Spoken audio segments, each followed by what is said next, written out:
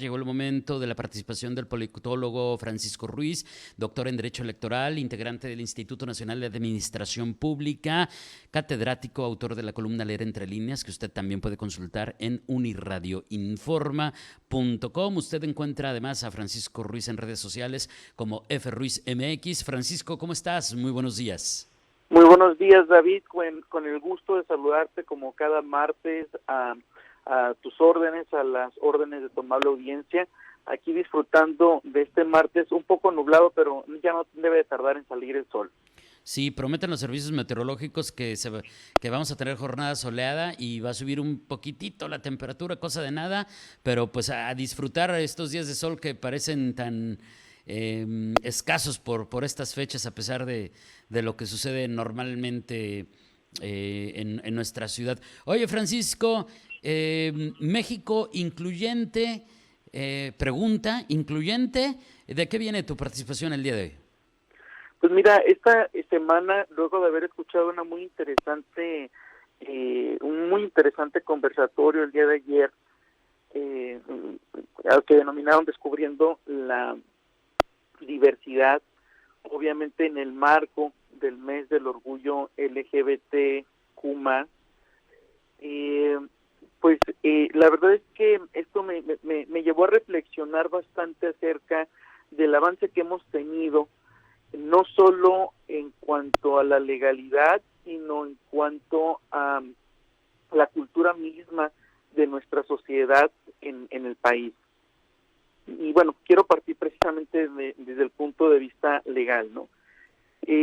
Yo creo que como muchos de mi generación y previa, aprendimos o nos enseñaron en la primaria que la constitución política de nuestro país, que tiene, como sabemos, ya más de 100 años de haber sido hecha pública y haber entrado en vigor, nos enseñaron que en aquel entonces la constitución política de los Estados Unidos mexicanos se componía de dos partes: la parte dogmática, la parte orgánica, que fue la primera en su tipo a nivel mundial, que fue la vanguardia a nivel mundial, porque fue la primera constitución que retoma las demandas sociales de carácter colectivo y las va a plasmar en su texto original allá a inicios del siglo XX.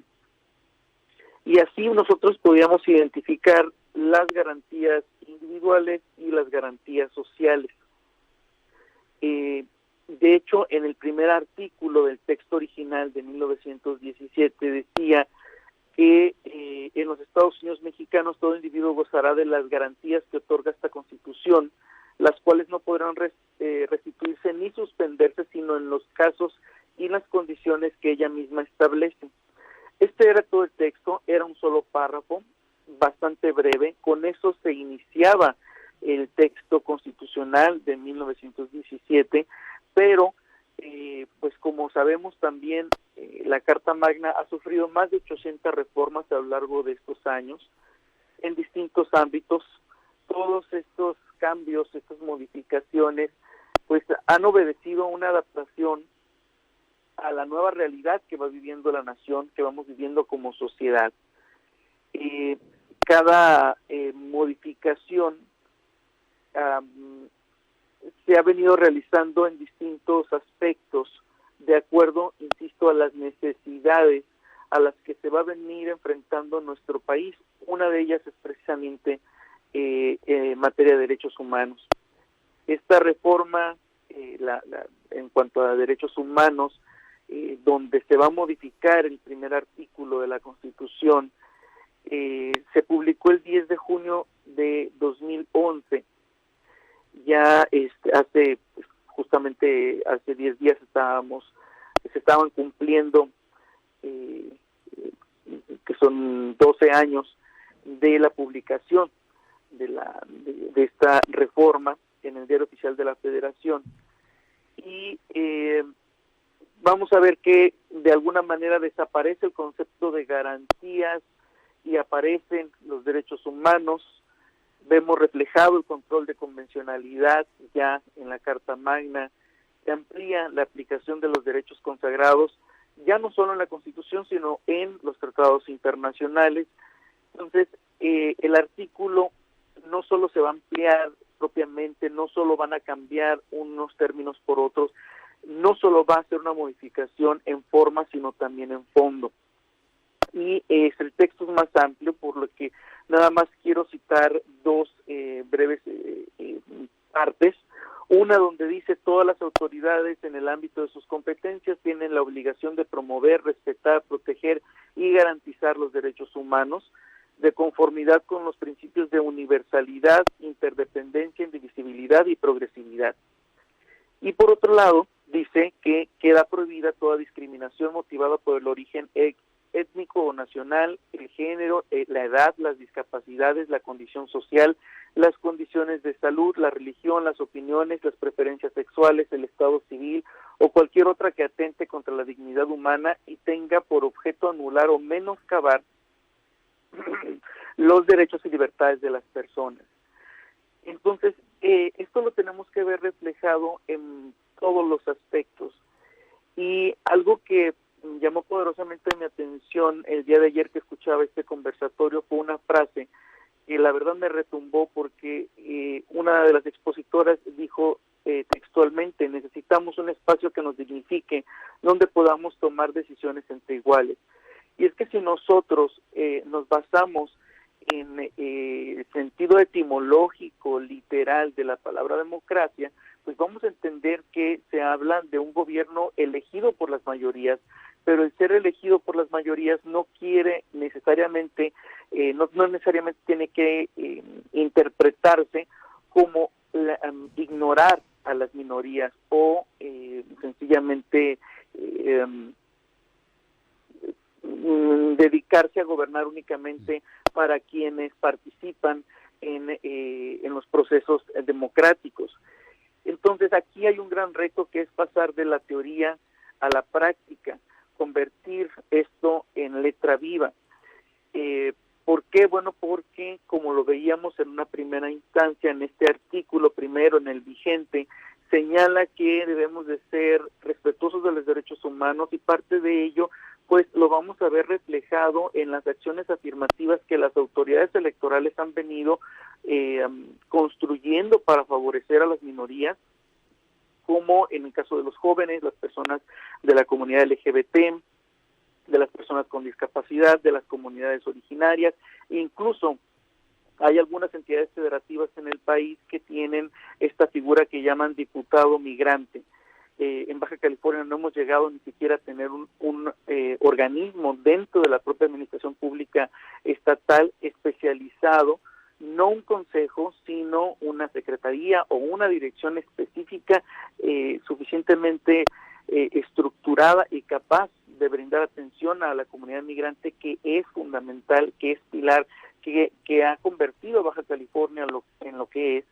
Entonces, todavía tenemos esa deuda pendiente, y no solo se trata de utilizar lo que denominan el lenguaje incluyente, que además de que atenta a todas luces contra el sentido propio del español, el utilizar este lenguaje no garantiza la aplicación de la Constitución y de los tratados internacionales, tampoco garantiza que se respeten y se garanticen los derechos humanos de los grupos minoritarios.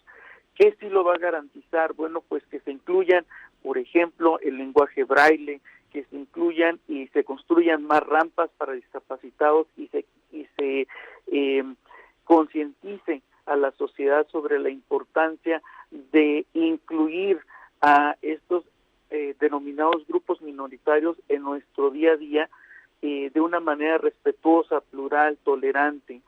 Y sin duda alguna hay algunas herramientas tecnológicas que han ayudado a posicionar a estos grupos y a su causa frente a la sociedad, y que nos han llevado, como decía al inicio de mi intervención, no solo a una evolución legislativa, sino también una evolución cultural dentro de la sociedad. Pero no quiere decir que con eso baste, quiere decir que hemos avanzado, pero que sigue siendo, que seguimos teniendo la oportunidad de perfeccionarlo. Se necesita que la voz de las minorías sea escuchada en las legislaturas locales, se necesita que la voz de las minorías sea escuchada en el Congreso de la Unión.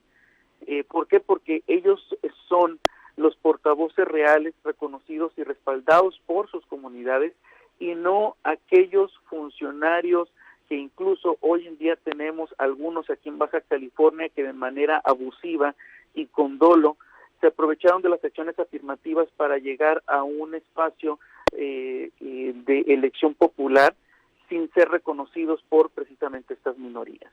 Entonces, aquí la pregunta realmente es si México es incluyente. Claro, y Diego, eso nos llevaría a otras reflexiones necesarias en muchos ámbitos. Adicionalmente, este análisis tan importante que nos presentas el día de hoy, Francisco, pues la primera y creo que la más obvia es por qué no hemos logrado por qué no hemos logrado esas políticas públicas incluyentes en nuestro país. ¿Por qué tenemos que seguir buscando estos espacios a punta de reformas legislativas y por qué tenemos que hacerlo de esa manera en lugar de confiar en la conciencia de quienes dirigen un partido, de quienes dirigen una oficina de gobierno y demás? Y la otra, pues ¿cuánto vamos a tardar todavía, Francisco, en que esto se vea como algo como siempre debería de haber sido? Es decir, que esta inclusión sea natural porque son parte de nuestra comunidad y que no se tenga que lograr en función de reformas y obligaciones pues básicamente como niños regañados. Señor político, si usted no es incluyente, lo voy a regañar y lo voy a castigar, que eso creo que es de lo más frustrante cuando lo traducimos en ese lenguaje tan coloquial, ¿no? Totalmente, David. Y mira, decía Pepe Mujica que palabras más, palabras menos, la solución a los problemas es la educación y después la educación. Entonces, sí, sin duda alguna, las modificaciones constitucionales contribuyen, son la base, aparte de que es el marco que va a regular la conducta de los mexicanos en su intercambio o en su interacción social, pero no podemos dejar de lado que es necesario precisamente seguirnos perfeccionando y seguir educándonos como personas y como ciudadanos para precisamente vivir en un estado de armonía donde podamos convivir como seres humanos civilizados. Totalmente, y un punto a acotar antes de despedirnos, además esas personas que representan cada uno de esos sectores no son sustituibles. Nosotros no podemos hablar por esos grupos, no podemos hablar por esa vulnerabilidad. Ellos son quienes la viven, quienes la sufren, quienes han sido discriminados y a quien tenemos que decir esto se acabó. Entonces, híjole, y de ahí creo que seguirían surgiendo muchísimas reflexiones y análisis, Francisco, pero mientras tanto, pues te agradezco mucho, te deseo que tengas un excelente martes y nos escuchamos la próxima semana. Así será, que tengan un excelente martes. Muchas gracias por el espacio. Gracias. Es Francisco Ruiz, politólogo, doctor en Derecho Electoral, integrante del Instituto Nacional de Administración Pública, catedrático, autor de la columna Leer Entre Líneas, que también puede usted consultar en unirradioinforma.com. Usted encuentra a Francisco Ruiz en redes sociales como FRuizMX.